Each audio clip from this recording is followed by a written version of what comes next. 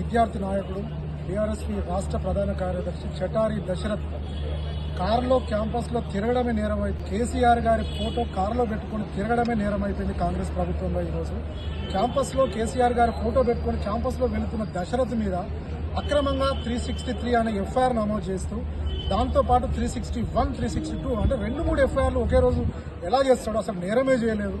కారులో క్యాంపస్లో తిరగడం నేరం అయిపోయింది కాంగ్రెస్ ప్రభుత్వంలో.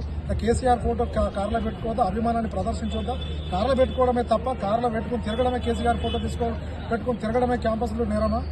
అంటే పోలీస్ వ్యవస్థ ఏం చేస్తుంది? ఇల్లీగల్గా ఎఫ్ఐఆర్ నమోదు చేయడం కాకుండా కారులను సీజ్ చేసి కోర్టులో ప్రొడ్యూస్ చేయడం, అసలు ఇది ఎక్కడిది? అసలు న్యాయ వ్యవస్థ కూడా దీని మీద ఆలోచించాలి, జడ్జిలు కూడా ఆలోచించాలి. పోలీస్ డీజీపీ గారు, కొత్త డీజీపీ గారు వచ్చారు, మరి శివధర్ రెడ్డి గారు, అంటే అక్రమంగా అరెస్ట్ ఎఫ్ఐఆర్లే కాకుండా అక్రమంగా ఈ ప్రాపర్టీ సీజ్ చేయడం కూడా చేస్తూ, కార్లను సీజ్ చేస్తూ ఇలా విద్యార్థి నాయకులను మీరు ఇబ్బందులు పెడితే దీని మీద మేము మాలిసియస్ ప్రాసిక్యూషన్ కేసు కూడా వేస్తాము. బీఆర్ఎస్ లీగల్ టీం దీని మీద సీరియస్ యాక్షన్ తీసుకుంటుంది.